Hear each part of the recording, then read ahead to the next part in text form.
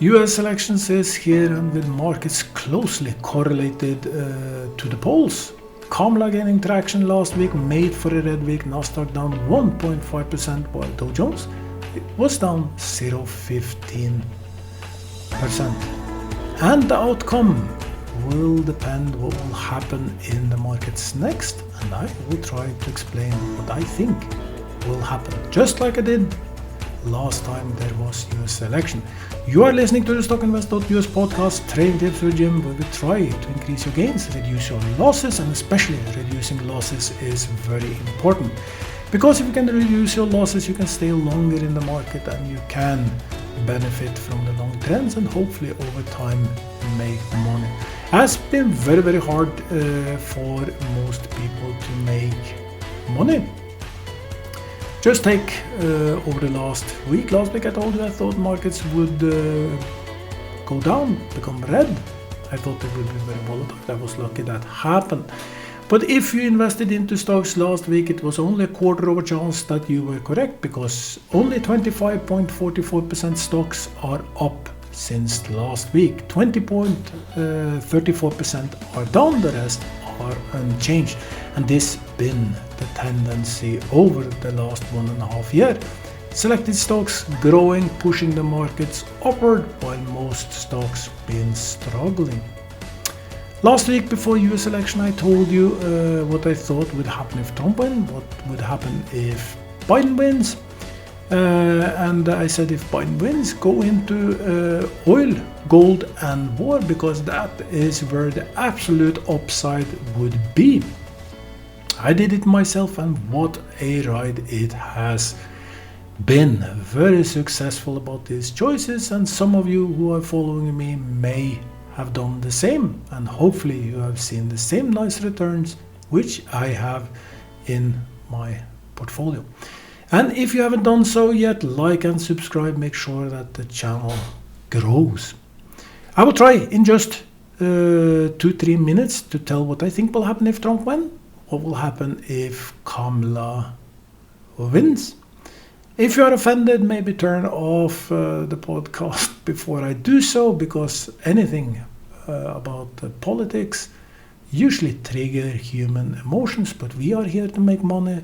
And I will just tell you what I think. I've been correct in most of the things I said so far over the years. I'm not sure I will be correct this time, but if I am, this is what I think will happen. If Trump wins, I believe gold will fall fast down to $2,200, maybe even $2,000. Eventually it will start to pick up, but the huge upside in gold will be heavily reduced. I believe oil will float, maybe fall a little in the beginning, float around the same levels for quite some time. I don't see any real drastic change in oil, but with some potential upside. For war stocks, I think that there still will be upside, but it will not be as good as if Kamala wins. But over the next few years, I think war stocks will be a good place to be, because I think no matter who of these two candidates win, I think the markets will have to have a correction, a natural correction, by the way, down, and I think the less downside will be in war stocks. I think if Trump wins, you will see a lot of the stocks that haven't managed to do good over the last few years. They will start to gain traction as there will be more business-oriented focus, less talks about taxes, less all these different regimes that prevent smaller businesses from doing good. I think in general we will see consumer confidence starts to get back. Slowly we will see also the buying power increase in the population, and that will benefit all of the stocks that haven't done so well over the last few years. They will slowly have their recoup. If Kamala wins, here is what I think will happen. I think gold will go very, very fast up to $3,500, much faster. This is my target overall, but much faster than we think. I think oil will stay maybe just around the same, have a short reaction up, maybe possibly, but over time oil will be a very, very good place to be, because I think the Middle East tensions will increase quite fast, much faster than they already are. We know the position of the Democrats towards Israel. We know the position in general about how the West should behave, which just will increase all sorts of tensions around Taiwan, and for sure the Middle East will be more conflicts around Middle East. I expect Iran, they got most money back over the last 4 years, and they might tap into even more money, funding more escalation in the Middle East. So short term, maybe not so much reaction, but in long term, oil will be very good, and gold will be a very good place to be, and war stocks will be the absolutely one place where you want to be, because I see even more upside than ever before in war stocks. I think the dividends will be very hard, and when the market will have the natural correction, I think that war stocks will have less correction, and paired with good dividends, your overall outcome over a few years will be somewhat okay. Sum it up, no matter of these who wins, I think markets will have a natural correction down. I think it will be longer, it will be faster, much longer and much deeper with Kamala. Short term, if Trump wins, we might see a market going green for some time, but the markets will eventually correct. But I think that the rebounds will come much faster. It will be a lot shorter. That is maybe all I will say about US election. I will place my bets accordingly. I'm already shifting a little bit, and we will see where we will put the money when the US election. Then I will maybe rechange my positions totally based on who wins. What else is happening this week? Well, it will be Palantir results today, followed by Berkshire and Goodyear. These are all three interesting companies. And for instance, Palantir is expected to move 8.5% based on the quarter results. So if you get that one correct, you can just look for a hefty profit or loss. Since speaking about reducing your losses, well, maybe you should check up the quarter results. You should check up the expectations before you either sit in the stock or invest into the stock, so you at least have some qualified idea about what will happen with the Palantir stock. So we have Tuesday election day, but also Super Micro Computer will come with their results. Another very interesting company there. On Wednesday will be ARM Holdings, AMC, Nova Nordic, and Qualcomm. Thursday will be the job numbers, of course, but also Fed will say what they think about the interest rates. The markets are pricing in a quarter fall for the interest rates, a cut of 0.25%. I am absolutely not sure that will happen. The Fed is under no pressure to provide good things as election will be over, and I think there is a slight chance, maybe 30-70, that Fed will not cut interest rates at all. I will not be surprised if it happens, and if that happens, market might react very, very badly. We will see what will happen. By the way, if Kamala wins, I think this will happen no matter what happens. Markets will be very volatile till Wednesday. From Wednesday, if Kamala wins, it will be red.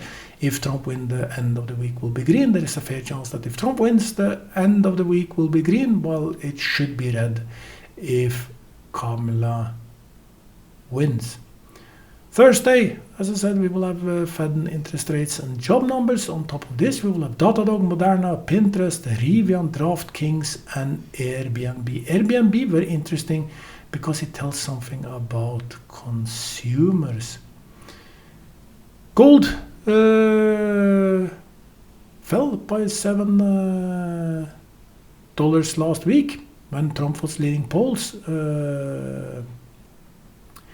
Gold started to sign off a little bit, and we will see what will happen. I just gave you more arguments for what. Currently sitting at $2,743, and we will just, I think there will be a major reaction in the gold price after election before stabilizing. 10-year treasury yield, which is what people, the professional, thinks will happen with the interest rates.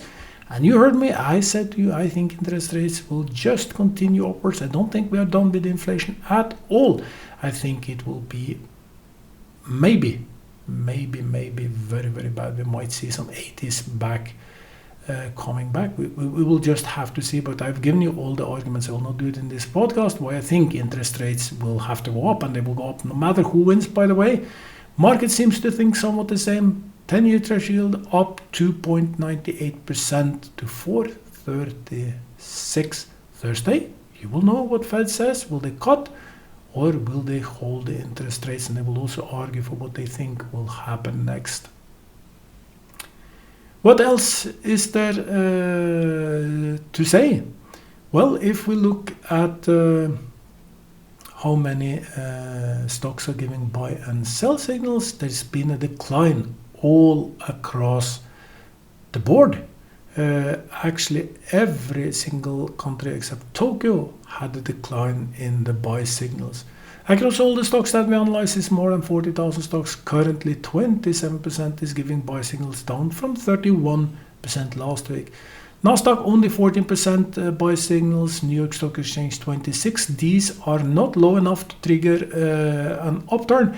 If you look at Nasdaq chart, we can say that Nasdaq is still within a nice rising trend. Relative strength index is getting very low, but this is not always a buy sign. There is no peak in the volume, there is no peak in nothing, and I think given the election we can have a very, very rapid fall in the markets. That's very typically when RSI is either high or low, you get very fast movements.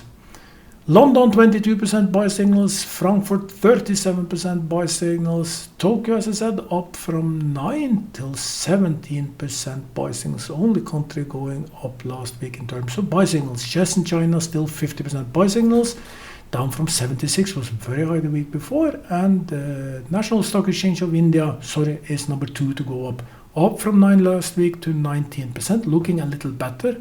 Even the chart says the same thing for National Stock Exchange of India. Sum it up, not make a long podcast. There will be quarter results. 70% of all companies have delivered on the S&P have delivered their quarter results. We're getting to the end of the big ones. That will follow by a lot of smalls.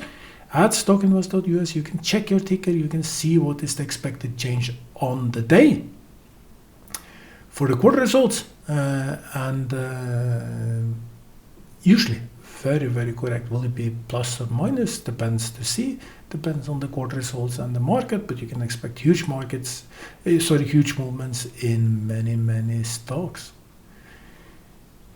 I want for you to reduce your losses, and maybe you should think a little bit about where you are positioned as election is coming up. How much exposure should you have in the markets, and accordingly after the election place your bets into what you think will be the right long-term trends. In the $1,000 challenge, we have grown $1,000, and last week it was above $3,000. I went into NEO. NEO had a good week for some time, then falling back, was bought at 510, currently sitting at 510, so we are exactly in zero. $1,000 challenge is back to $2,917, was not able to make anything. And I start to think that I have to take more profit early on, because we had 10-15% profit in NEO at the best of the days. And it's been like this for 3-4 weeks now. It's the same case. We get into a stock goes exactly as supposed to be, and then we are not able. But as I told you, this is the one challenge where I will try to grow money as fast as I can. I will go into very high volatile stocks, which I think have a very, very strong upside, and we are not hunting for 2-3%, we are hunting for very, very strong percentages. But it's been very, very hard actually, because the right pick time after time, but not exiting fast. I really do not want to set that exit strategy where we just hunt for 5%, which I did in more than 3 years in the other portfolio, which did so well. We were only hunting for the small percentages, but I do know that many of you do not have too much money in the market. And given commissions for the buy, commissions for the sell, you are dependent on making some percentages. That is why I go for high risk stocks. I told you we can easily lose a lot of money, but we go for high risk stocks. We expect to get high returns when we hit the right one. NIO is currently in the challenge. I do not consider to sell it yet. What will happen if Kamala wins? I think NIO will do good, because we know that with Kamala there will be more push towards environment and stimulus into the sector. That was the first thing that the Biden-Harris administration did last election. I think we will see somewhat the same. She will go out with some lofty words, some lofty promises, and that should put the trigger back in EV. Already see Tesla is doing good. NIO, of course, is about all the China tariff trades. We know that Trump is harder on the tariffs. So short term, NIO, a win for Kamala will probably be better for NIO than if Trump wins. At the same time, if Trump wins, we know that he is most likely to have a very eco-friendly administration as well. And anyway, EV is the future in my opinion. NIO, Tesla being two of the companies that I think over the next decade will just solidify their position.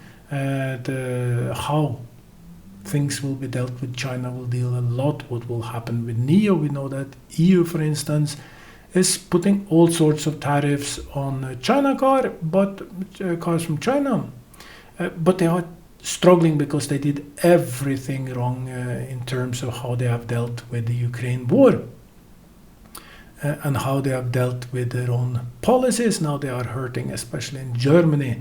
And I think I saw it was Volkswagen that will close 3 major factories simply because the sales are not. And Volkswagen said that things are very, very drastic. We're not able. Our costs are way too high. And the reason the cost is high is, of course, energy. That is a result of sanctions, of course, and how they have been shutting down their nuclear plants, their coal plants, everything going green not being as efficient yet as supposed to be. Now they will have to pay the price. And at some point, I think that they cannot refuse. If they want to continue the green line, they cannot put heavy tariffs on China. So I think it's just temporary. I think they will reduce them back, because at the end of the day, I think it will be more important to achieve the Green Deal promises. And there is also elections coming up there, so it's better to go for these goals than totally abandon them. Even though we see some political shifts, the future is not fossil fuel. For sure, it's not fossil fuel. There will be still some bumps up and down, but the long term, my bet is EV. Still staying in NIO.